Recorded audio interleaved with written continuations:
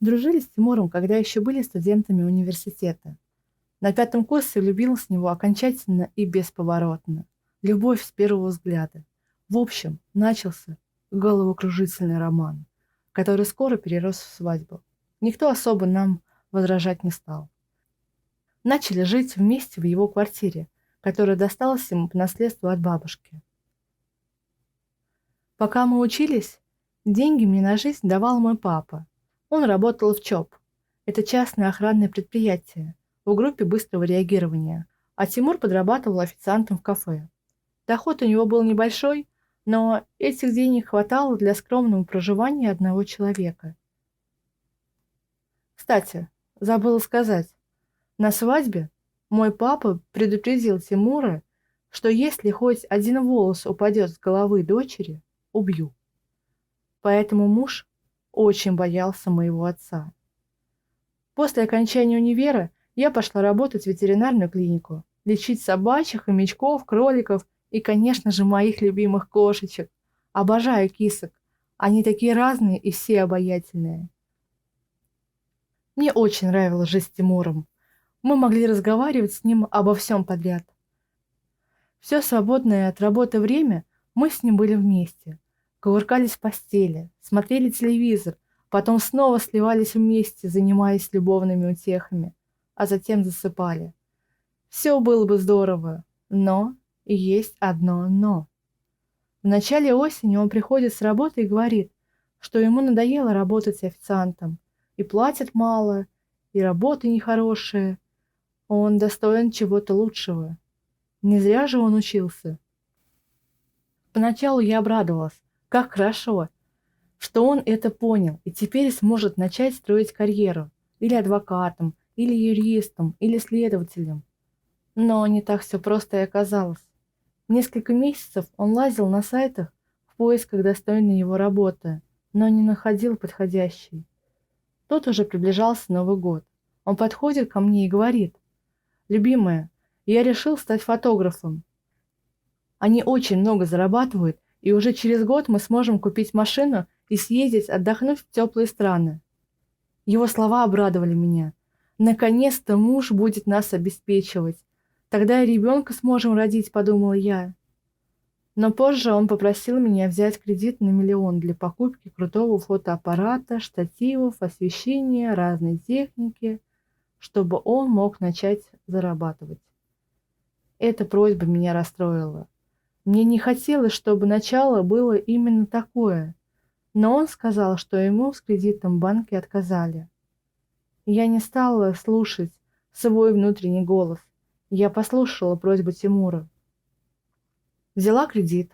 Он купил себе все, что посчитал нужным для съемок, и якобы начал углубленно изучать, как и что лучше фотографировать, пока я работала.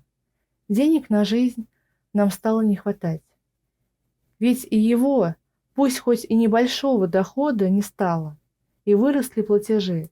Теперь еще мне нужно оплачивать кругленькую для меня сумму для его хотелки.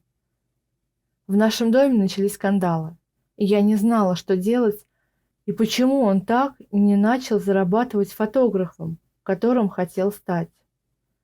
В начале весны чудо все-таки свершилось. Он начал брать первые заказы. Мне он выдавал сумму, равную платежу по кредиту. Говорит, что больше пока не могу зарабатывать, а коммунальные платежи и еду оплачиваю по-прежнему я. И вот как-то одним летним субботним днем он ушел на заказ, а телефон в прихожей забыл дома. Я узнала об этом, когда посыпались сообщения ему. Пароль от его телефона я не знала, но могла прочитать пришедшие сообщения, опустив вниз вверх экрана. Надеюсь, вы поняли меня. Сообщение пришло от Оленька Модель. Вот что она написала. «Привет. Я приняла прохладный освежающий душ с нежным ароматом набухшего бутона. Я сейчас стою без одежды, думаю, что одеть на сегодняшнюю съемку. Знаешь, решила пойти без нижнего белья. Скучаю по тебе. Что не отвечаешь? А давай сфотографируемся в одежде Адама и Евы. Котик, Я хочу, чтобы ты сегодня взял меня на кожаном диване. Читая все это, мне как будто воткнули нож в сердце. Да еще и через спину, а потом еще его и прокрутили. Так больно. Слезы текли рекой. Ноги, руки трясутся. Я сел на кровать, чтобы не упасть, а она продолжала писать. Я села в машину. Желание облизать твой палец, переключение скоростей зашкаливает. Хочу быстрее пустить его в свою пещерку. Там так горячо и влажно. Я проверила только что. К внутренней боли у меня добавилась еще и головная боль. Меня как будто ударили чугунной сковородой по голове. Я вспомнила, что у меня записан пароль от его почты, когда мы ее создавали еще в универе. Быстро зашла к нему на почту. Долго не пришлось искать продолжение. Они, наверное, часто вместе сотрудничали. Он к письмам прикреплял ее фото и комментировал их. Вот пример. «Больше ты короткую желтую юбочку не одевай. Я всю фотосессию хотел залезть под нее. Последнюю фотку нигде не размещай. На пупке остались следы от моих рук, когда я тебя шлепал. А на третьей фотографии на губах почти нет помады. Она вся осталась на мне и на моих трусах». Помимо боли от предательства и измены, я вспомнила, что на мне продолжал висеть огромный кредит.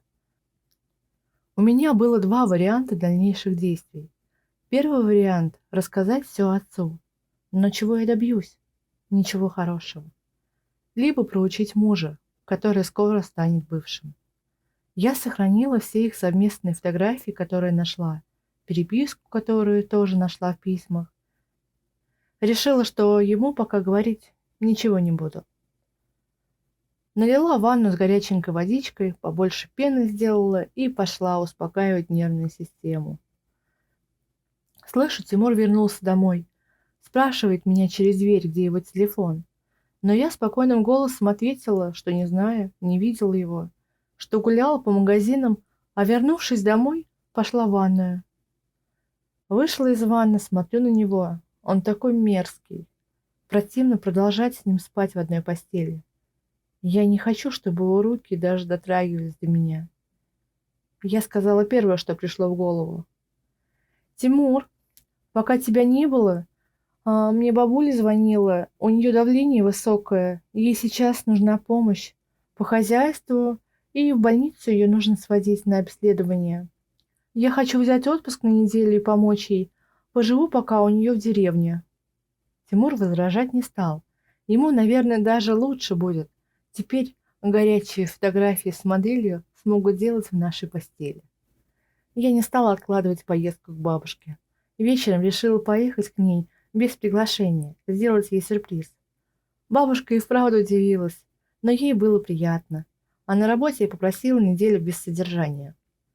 На следующий день я создала новую электронную почту и начала шантажировать мужа от имени неизвестного человека.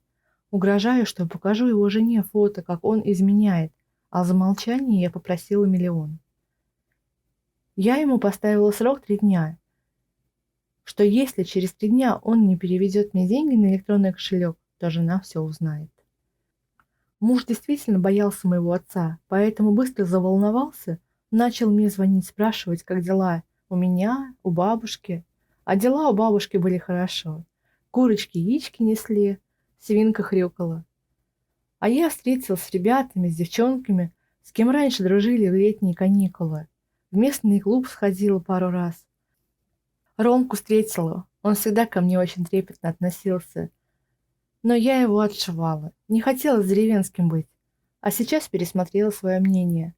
Он ведь искренний, честный был, всегда. Почему бы и не попробовать с ним? Ромка свою ферму открыл, выращивает много свинок, коров, мясом торгует и молочными продуктами. Рядом с ним я почувствовал себя, как за каменной стеной, как под крылом защиты. Прошло 2 суток. Я позвонила мужу, спросила, как у него дела. Он ответил, все хорошо, все по-прежнему, ничего нового. А я сделала взволнованный голосок и сказала, что мне звонил какой-то мужчина и попросил встретиться с ним. Хочет что-то интересное рассказать о тебе. А что может быть и почему мне кто-то звонит? Даже через телефон было слышно его волнение. Ведь он очень боялся моего отца. Он ответил: «Мошенники, наверное, звонят. Никуда не ходи». Часа через 3 деньги были у меня на электронном кошельке. Я их перевела себе на карту и закрыла кредит. Неделя в деревне с бабушкой и Романом пролетела быстро. Пора было возвращаться домой. Но жить с этим предателем я решила больше не буду. Вернулась я на утреннем автобусе и сразу пошла на работу. А после работы собирать свои вещи из его квартиры. Захожу домой, он спит. Около мусорного ведра стоит несколько пустых бутылок. Он пил, возможно, несколько дней. Он встал, увидел, что я собираю вещи, и начал просить прощения. Он понял, что я все знаю. Он стоял около меня на коленях и что-то говорил. Я даже не слышала, что именно. Это было уже не важно. Пока я смотрела его фото с моделью, читала переписку их, во мне все умерло. Ничего не осталось. Пусто. Он не давал мне выйти из двери. Он плакал. Интересно только от чего. От жалости к себе любимому. Не переживай. Я не такая. Я не сделаю тебе больно. Я ничего отцу не расскажу. Но с тобой я жить больше не буду. Это точка. Родителям я и правда рассказывать подробности развода не стала. И жить с ними тоже не стала. Сняла квартиру недалеко от работы. Поживу пока одна, наберу сил и эмоционально переживу эту ситуацию. С Романом стали переписываться каждый день. У нас оказалось так много общих интересов. Благодаря его заботе и опеке моя душевная рана быстро затянулась. Уважаемые женщины, любите в первую очередь себя, а не его. Цените себя и заботьтесь о себе. С Ромой долго тянуть мы не стали. Через пару месяцев я переехала в деревню, к бабуле. Помогаю по хозяйству. А она меня научила огурцы с помидорами закручивать, да капусту квасить. Вскоре с Романом мы поженились. Вот рассказу конец. А кто слушал или читал, молодец.